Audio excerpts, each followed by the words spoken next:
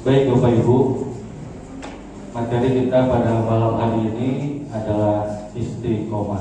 Ya. Sebelum saya masuk ke materi, saya akan menyampaikan prolog dulu ya, pemanasan. Bapak Ibu sekalian, kemarin itu saya buka Facebook, ada beranda yang lewat gitu ya. Tulisannya itu, kita itu sibuk memikirkan dunia, padahal sesungguhnya kita itu sedang mengantri meninggalkan dunia. Diulangi, kita itu terlalu sibuk memikirkan dunia, padahal kita itu sedang mengantri meninggalkan dunia. Jadi Bapak Ibu, kalau misalnya kita di depan itu akhirat gitu ya, kita itu sedang berjalan ke sana, tapi otak kita tuh mikirnya dunia gitu. Dunia ada di belakang. Kita sedang menuju ke sana, tapi otaknya ke tukang ke dunia wae. Bapak Ibu pernah melihat ya, atau mengajak anak-anak ke dunia fantasi, ke Dufan gitu ya. Di Dufan kan banyak wahana ya. Dan kalau Sabtu Minggu itu ngantrinya luar biasa. Bapak Ibu lihat anak-anak yang ngantri, mereka biarpun ngantrinya panjang, mereka tetap antusias untuk mengantri. Kenapa? Karena mereka tahu di depan ada kebahagiaan.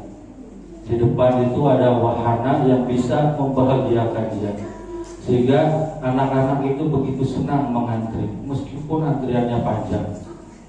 Akan tetapi kita melihat dunia itu seperti terbalik.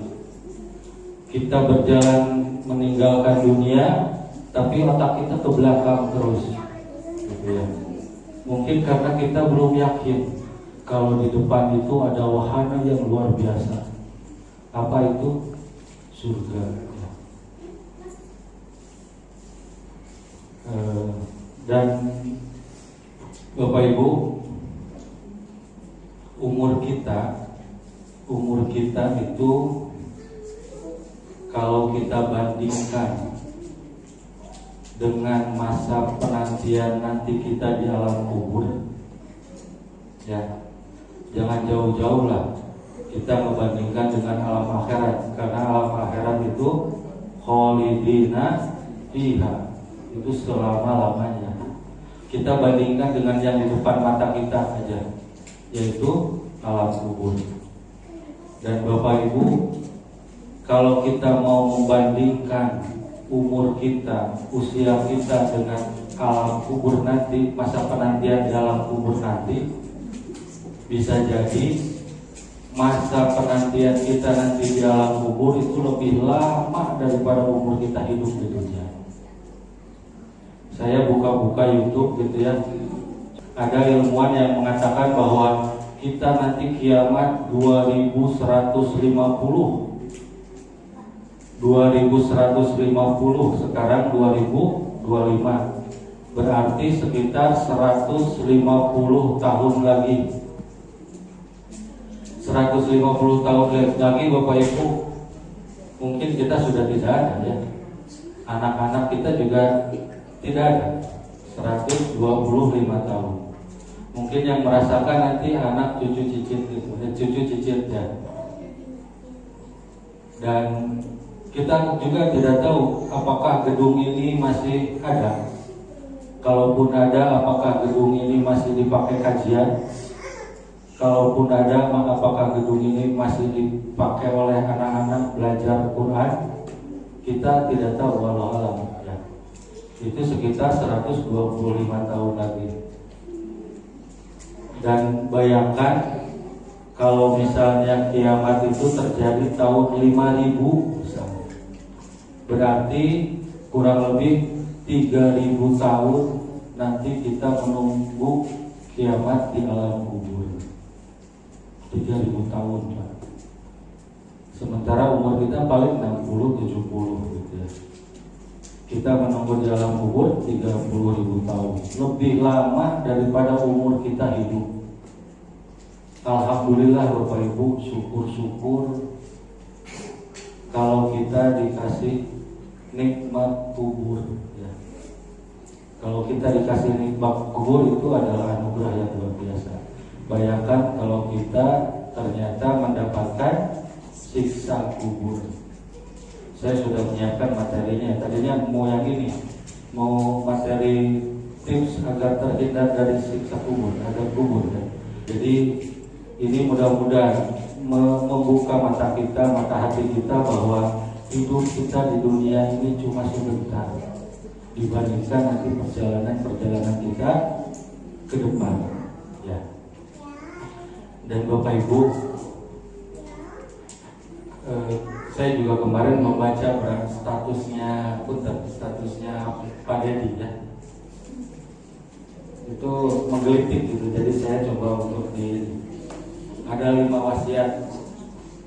wasiat Jibril kepada Nabi Muhammad. Itu luar biasa. 5 wasiat Jibril kepada Nabi Muhammad. Apa? Bagi terangkan? Mana? Abi kenging itunya status apa? Subhanallah ya. Kadang mungkin Bapak Ibu kita dengan share-share yang bermanfaat itu mudah-mudahan ada orang yang melihatnya kemudian menjadi hidayah. Itu adalah amal yang jariah gitu ya. Jadi share itu yang bisa menjadi amal. 5 wasiat Robilah cerita kasih sedang kasih 5 wasiat Jibril kepada Nabi Muhammad. Ini luar biasa Bapak Ibu. Yang pertama, wahai Muhammad, silahkan kamu hidup, tapi ingat bahwa kamu akan jadi mayit. Ya. Saya ulangi, silahkan Nabi Muhammad, silahkan kamu hidup, tapi ingat kamu akan jadi mayit. Ya. Jadi Bapak Ibu, kita semua ini nanti akan jadi mayit ya. Lama atau tidak lama, siapa yang duluan itu akan jadi mayit ya. Dan Bapak Ibu, lama Bapak Ibu masih keras gitu ya, keras hati gitu ya. Kalau di siksinaanku meninggal masih keras kene wae. Coba Bapak Ibu, kalau misalnya nanti ada kerabat atau siapa atau di grup WA ada yang meninggal, kemudian nanti akan dikuburinya itu jam 12 malam, Bapak izin ke Ibu, izinin Bapak badai ngiring bahasa Sunda biasanya, izinin Bapak mau nguburin si mayit gitu ya jam 12 malam. Silakan Bapak Ibu, minimal jam 12 malam teh campur aduk Pak. Terus Bapak Ibu nanti lihat liang lahatnya, serem Bapak Ibu. Saya pernah malam-malam ikut nguburin gitu ya, kalau nggak salah di Wadas itu. Nggak lama hujan, lihat liang lahatnya, kemudian pokoknya apa serem Pak ya. Kalau misalnya Bapak Ibu masih lunas kene wae lihat liang lahat itu lunak-lunak wae hatina gitu ya, silakan coba Bapak Ibu main ke panti asuhan, baik ke panti asuhan yang yatim atau yatim piatu. Itu nanti Bapak akan merasakan. Nanti biasanya itu suka ada pohon cita-cita, itu Bapak baca itu insya Allah akan melunakkan hati Bapak Ibu gitu. Mereka yang sudah ditinggalkan orang tua ya, yang namanya begitulah.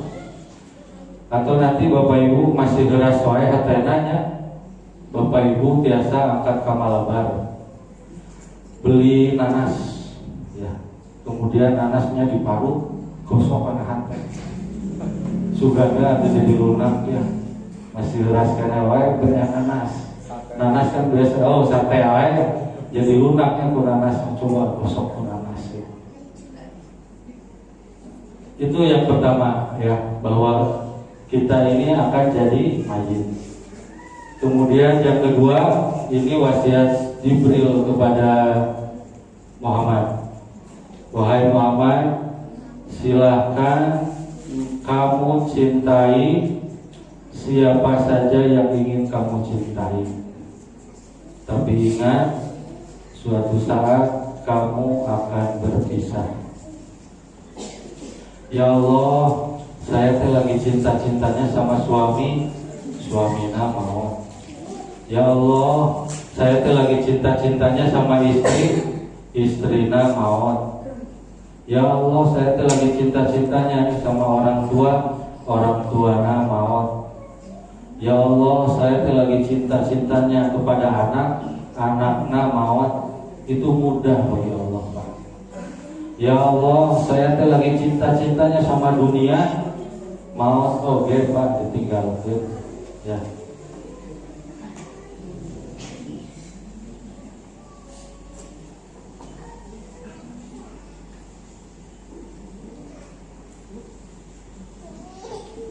Mudah, Pak, bagi Allah itu untuk seperti itu.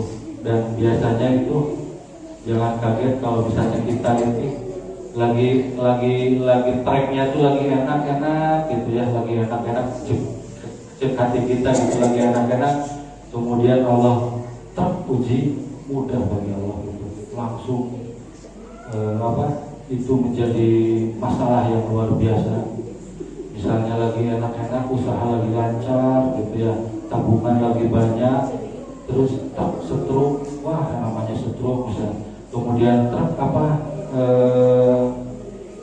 gagal ginjal, itu mudah bagi Allah. Dan itu biasanya kalau seperti itu bisa jadi sayang sama kita, atau mungkin itu adalah ujian ya. Tapi Bapak Ibu, yang paling gegel ya, yang paling gegel kenalnya, yang paling yang paling yang paling serem. Nah, Bapak Ibu, yang paling mungkin yang paling serem itu apabila kita belum sempat mengajarkan agama kepada anak-anak. Itu adalah yang paling serem. Kita belum sempat mengajarkan kepada anak tentang agama. Bapak Ibu, saya coba cek gitu ya, searching berapa jam pelajaran mata pelajaran agama di sekolah. Itu saya menemukan di kurikulum Merdeka ini 108 jam per tahun. 108 jam per tahun. Dan Bapak Ibu, ternyata kata-kata 108 jam itu bukan jamnya, itu bukan 1 jam 60 menit. Itu 108 jam itu 108 pertemuan. Asli nama cuma 35 menit. Jadi kalau misalnya anggaplah 30 menit, dan guru kadang sok telatnya 30 menit, 108 jam berarti cuma 50 jam asli nama, 50 jam setahun. Berarti kalau kita hitung hari cuma 2 hari dalam setahun. Itu pelajaran agama yang ada di sekolah umum kita. Dan nanti kalau anak-anak kita sudah SMP itu makin sedikit. Sudah S1 masih ada, S1 masih ada pelajaran agama. S2 itu sudah tidak ada. S3 apalagi sudah tidak ada. Dan Bapak Ibu, anak kita itu mungkin dekat sama kita itu cuma sampai SMP ya. SMA mah sudah masih punya sibuknya masing-masing.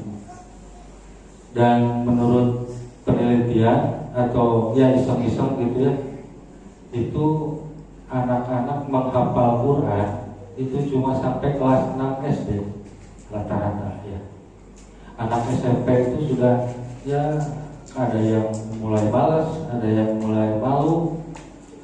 Makanya Bapak Ibu, kita harus bersyukur di sini ada rumah tapis.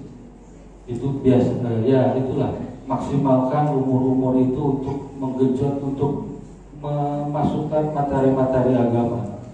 Karena sudah SMP, SMA itu miris ya, gitu. Dan kalau kita hari ini gitu ya, mutar-mutar keliling-keliling, apalagi kemarin di bulan Ramadan gitu ya, ada nggak Bapak Ibu kafe yang sepi gitu ya? Dan itu saya tiap mutar itu ya rata-rata kafe itu tidak sepi gitu, rame anak usaha kubah udah. Dan Bapak Ibu, Andalusia, Granada, Cordoba itu di Australia. Jadi kita itu 7 abad di Australia itu kita menguasai ya, Islam menguasai 7 abad di Australia. Cuma ketika kaum salibis itu berencana untuk menyerang yang itu Andalusia, Cordoba itu, kata mereka jangan dulu. Kenapa? Karena anak-anak mudanya masih berada di perpustakaan dan masih berada di masjid. Kemudian mereka membuat KP-nya kemudian penuh, maka mereka udah serang aja tuh. Dan Bapak Ibu tahu hari ini gimana? Kita di sana untuk berjilbab saja ketat aturannya. Untuk mau sholat saja susah cari masjid. Padahal kita 7 abad berkuasa di Australia. Bukan Australia, di Eropa. Itu ya. Jadi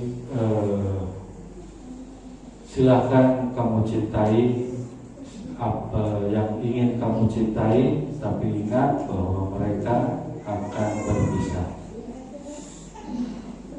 Dan ya, kemudian wasiat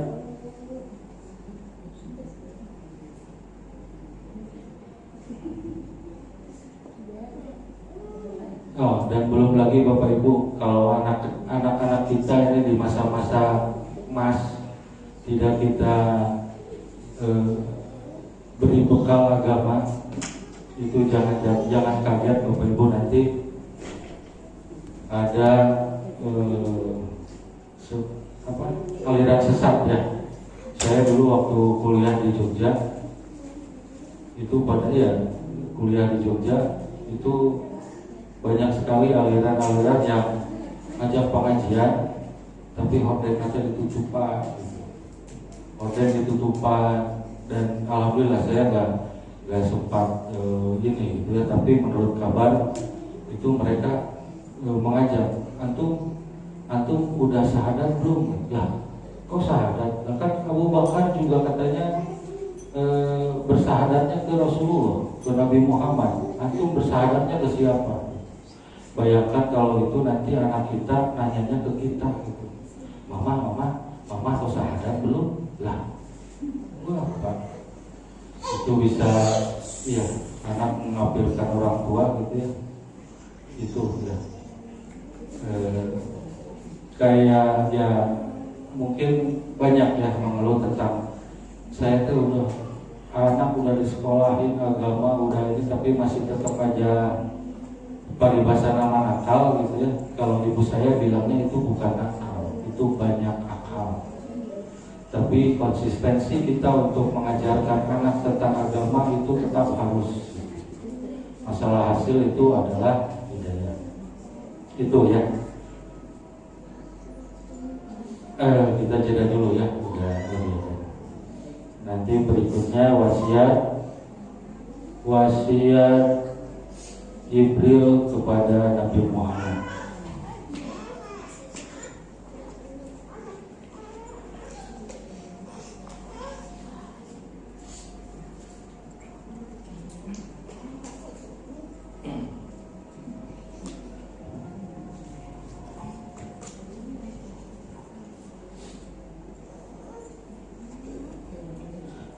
Punten Bapak Ibu, ini belum masuk ke materi ya. Ini masih pemanasan, masih prolog.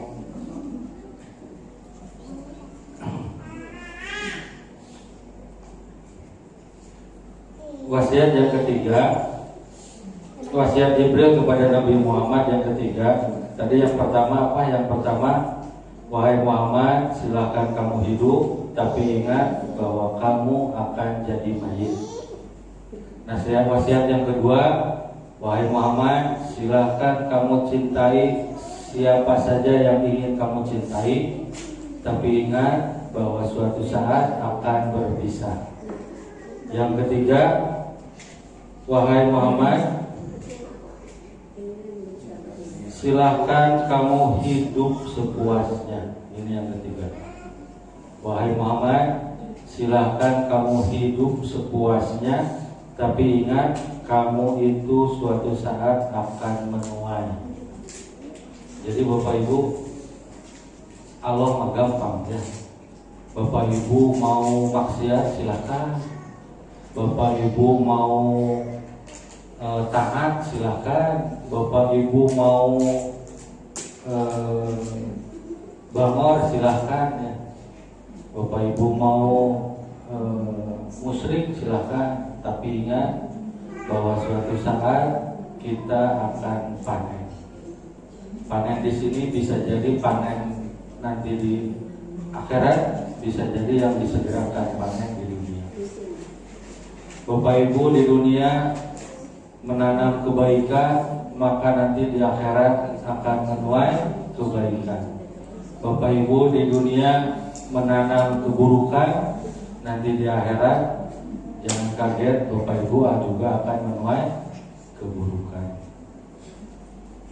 Tuh ya, itu nasihat wasiat yang ketiga. Kemudian wasiat yang keempat, wahai Muhammad, sesungguhnya kemuliaan seseorang itu ada pada sholat malamnya. Nah, saya ulangi nih. Wahai Muhammad, sesungguhnya kemuliaan seseorang itu ada pada sholat malamnya. Punten Bapak Ibu ya, saya menyampaikan ini bukan berarti saya hari ini ahli sholat malam ya, tapi ini dakwah saja.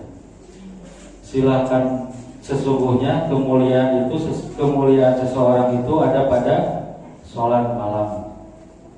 Bapak Ibu, di Quran surat Al-Hujurat itu ayat 13, saya bacakan langsung aja. Kalau enaknya ya nanti kalau misalnya saya mobil khusus saya menyampaikan materi itu, kalau bisa Bapak Ibu punya aplikasi untuk buka ayat gitu ya. Karena saya itu kadang berani menyampaikan materi itu dari Quran ya. Karena saya kalau misalkan menyampaikan materi tentang hadis, saya takutnya menyampaikan hadis-hadis yang lemah. Kalau Quran kan itu sudah yakin sahihnya ya. Jadi makanya kemarin si Alma kalau ceramah itu banyak Qurannya, bukan banyak Qurannya, karena memang saya sanggupnya menyampaikan apa yang dari Quran. Bukan berarti ini, tapi hadis pun ada gitu ya. Cuma yang benar-benar sahih. Saya tidak berani, takutnya ada yang sahih. Quran surat 49 ayat 13 itu, sungguh yang paling mulia di antara kamu di sisi Allah ialah orang yang paling bertakwa. Jadi yang paling mulia di sisi Allah itu adalah orang yang paling bertakwa. Kemudian kita buka lagi di Quran surat 51 itu ayat 15 dan 18 yang menyatakan silakan. Sesungguhnya orang-orang yang bertakwa berada di dalam taman-taman surga. Tadi orang yang paling mulia itu adalah orang yang bertakwa. Kemudian di ayat lain, sesungguhnya orang-orang yang bertakwa berada di dalam taman-taman surga. Mereka mengambil apa yang diberikan Tuhan kepadanya. Sesungguhnya mereka sebelum itu di dunia adalah orang-orang yang berbuat baik. Mereka, nah ini Bapak-Ibu, mereka sedikit sekali tidur pada waktu malam. Jadi orang-orang mulia itu adalah orang bertakwa, dan orang bertakwa itu sedikit tidur di waktu malam. Kemudian ayat 18-nya, dan pada akhir malam mereka memohon ampunan kepada Allah. Itu kalau kita terjemahkan, itu mereka di akhir malam pastinya tahajud. Itu. Jadi Bapak Ibu kalau pagi-pagi Bapak Ibu dapat rezeki nomplok, Bapak Ibu jangan langsung buru-buru bilang alhamdulillah rezeki anak soleh, tapi wong enak ditahajud dan orang bertakwa. Jadi cukup kalau dapat rezeki aja gimana gitu. Karena kalau jadi maksud saya begini, tong gampang menyebut abdi takwa lamun langki tahajud gitu ya. Bapak Ibu paksain gitu ya. Dan ya memang mungkin karena hukumnya sunnah gitu ya. Di kita itu kalau sunnah itu ya nggak jadinya nggak istitoat gitu ya. Istitoat itu bersungguh-sungguh gitu. Karena hukum lagi sunnah. Padahal Bapak Ibu kalau ternyata Bapak Ibu sampai hari ini gitu ya susah sekali tahajud, itu Bapak Ibu tuh harus istighfar gitu ya. Jangan-jangan Bapak Ibu sudah bolong otakku dosa, terlalu banyak dosa sehingga Allah enggan bertemu dengan kita. Tahajud itu sepertiga malam itu waktunya yang paling mustajab, bermesraan dengan Allah. Tapi ternyata Allah tidak menginginkan kita untuk bertemu dengan kita. Alarm terus dihurungkan dia akan diberawain gitu. Padahal Bapak Ibu kita di Ramadan kemarin sudah terbiasa bangun jam 3, jam 4 gitu. Nanti jadi para ulama berpendapat kalau misalnya kita itu susah tahajud, itu intinya bahwa Allah enggan untuk bertemu dengan kita. Mungkin karena kita sudah terlalu banyak dosa, harus beristighfar. Dan itu tahajud itu sunnah yang sifatnya harus dipaksakan gitu. Seperti halnya dengan kurban, seperti halnya dengan ibadah haji, umroh. Itu kan bahasanya istitoat. Istitoat itu dipaksakan untuk taat gitu. Ibadah kurban juga itu dan sunnah ya. Sunnah bukan duit pas kurban syukur payah lamun teu, tapi itu harus diitikadkan gitu. Harus diistitoatkan, harus benar-benar direncanakan. Seperti halnya nanti istiqomah. Istiqomah itu kan ista itu sungguh-sungguh. Istitoat, istighfar juga sama. Istighfar itu kan sungguh-sungguh yang bertemu dengan gofaro gitu. Sungguh-sungguh meminta ampunan. Berkorban pun demikian. Kalau bisa direncanakan gitu, disungguh-sungguhkan. Meskipun itu adalah sunnah. Kemudian wasiat Jibril yang keempat, wahai Muhammad, yang ke berapa sih?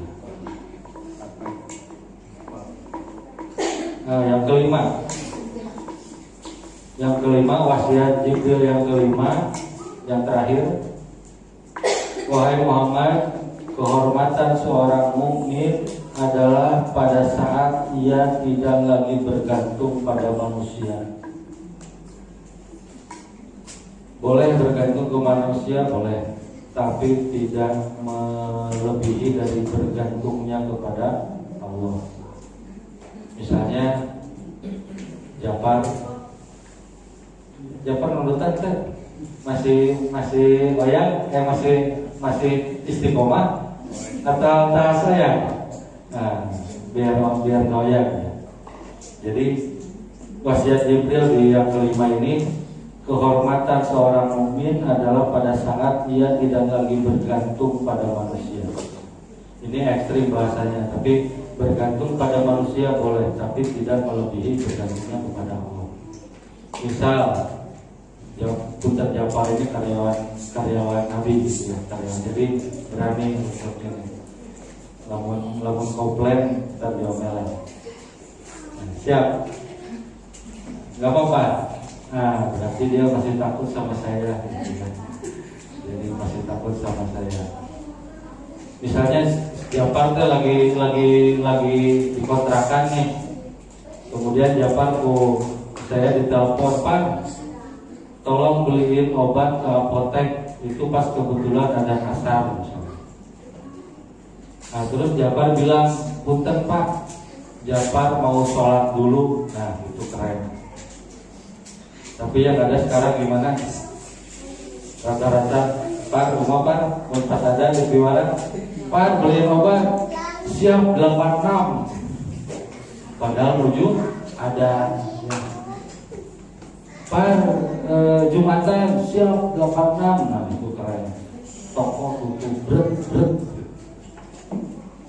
Itu ya wasiat Jibril yang kelima. Baik Bapak Ibu, itu pemanasan ya. Tapi pemanasan sudah hampir 1 jam. Gimana ini?